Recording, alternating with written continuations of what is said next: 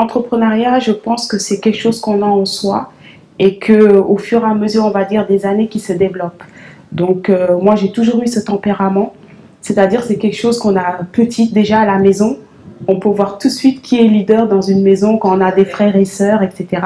Donc, moi, je veux dire que voilà, c'est quelque chose qui s'est développé et que, arrivé à un âge mûr, j'ai su que je ne pouvais pas travailler pour autrui. Surtout quand on est dans les pays comme la France, les États-Unis, on fait de belles expériences, mais après on se dit que moi, j'avais envie d'apporter quelque chose au continent.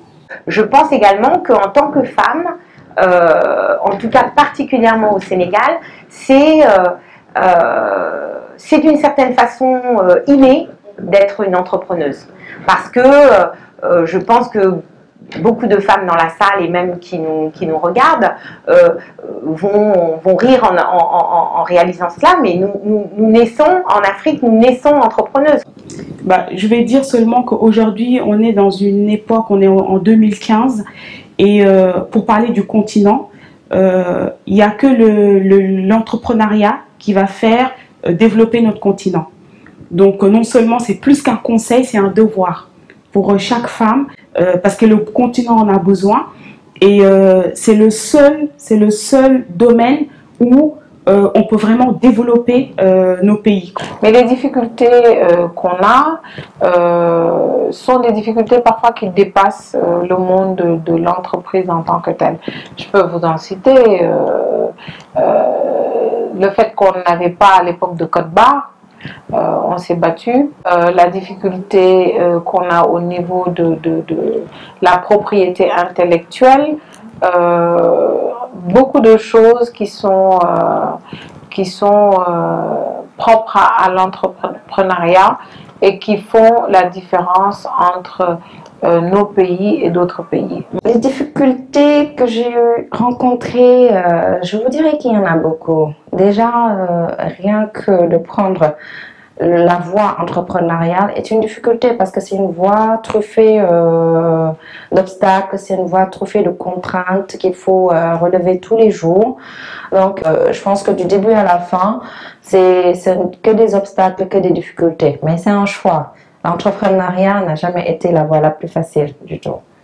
Alors, bon, moi, je dirais que la principale difficulté pour une femme, c'est qu'on a la double, voire la triple peine. C'est-à-dire que c'est pas parce qu'on est des femmes au travail que ça veut dire qu'on est déchargé de la responsabilité de la bonne marche de la maison. Donc, c'est vrai que, comme je dis toujours à mes collègues féminines, je dis, si vous voulez réussir dans la vie, la première des choses que vous devez faire, c'est prendre une épouse. C'est-à-dire qu'il faut arriver à vous remplacer à la maison. Hein, je veux dire, et avoir la logistique, je dirais, l'organisation qui va vous permettre de pouvoir compenser par la qualité ce que vous ne pourrez pas donner par la quantité. C'est pas facile. Il faut toujours mettre cette carapace de femme dure, comme on me dit la dame de fer, et de s'imposer, de montrer, des fois il faut hausser la voix, de montrer qu'on est là, capable, et de redresser les choses, de s'imposer encore plus. Mais Dieu merci, au Sénégal, la femme est très respectée et on arrive à avoir notre place dans tous les secteurs. Nous les femmes, on ne doit pas oublier ce que Dieu nous a donné de plus précieux.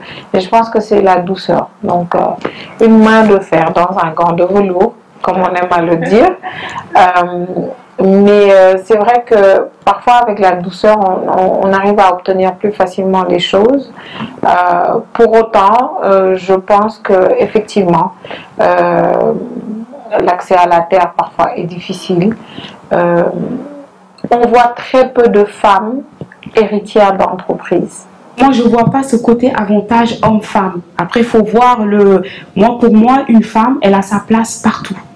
Donc, le fait d'être une femme, moi, personnellement, je n'ai jamais utilisé cet atout-là, on va dire.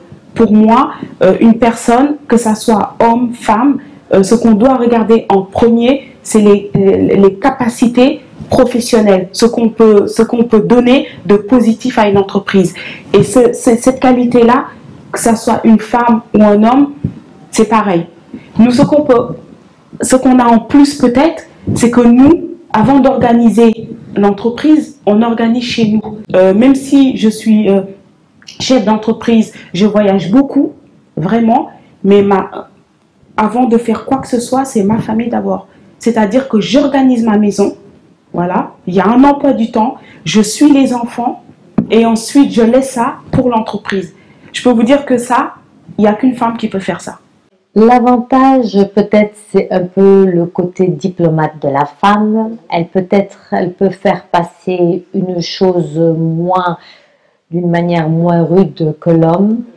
Et il y a aussi le côté yermandé. Même s'il y a le professionnalisme, mais nous, dans notre pays, c'est la teranga, le yermandé. Et donc, il y a un peu ce côté qui peut aider. Vous savez, on ne peut pas être tous fonctionnaires et on ne peut pas être tous des cadres et toutes en entreprise. Le Sénégal a besoin qu'on crée. Au Sénégal, on a une grande ingéniosité. La première chose que je dirais, c'est de croire en soi. Ce n'est pas le chemin qui est difficile, c'est difficile qui est le chemin. Et une fois qu'on est habité par cette idée d'entreprendre, une fois que ça bouillonne au fond de nous et que souvent même ça nous empêche de dormir et que l'on comprend mieux que tout le monde et qu'on le porte comme un bébé en soi, je pense qu'il faut franchir le pas et oser. Malgré les difficultés, malgré les contraintes ou les maigres moyens, il faut franchir le pas. Parce que tant qu'on ne l'a pas réalisé, on ne sera jamais satisfait. Et aussi, si on peut entreprendre dans un domaine qui nous passionne, je pense que c'est parfait. Ça donne en fait une motivation de se lever tous les matins. On aura la patience nécessaire pour les résultats. Même si on ne fait pas de chiffres, on se relève toujours parce qu'on travaille dans ce qu'on aime. Ça, c'est vraiment une motivation et c'est très important pour ceux qui entreprennent. De manière générale, je dirais à celles ou ceux qui veulent entreprendre, il faut y aller, foncez, allez-y. Et puis, tout se passera bien avec l'esprit positif.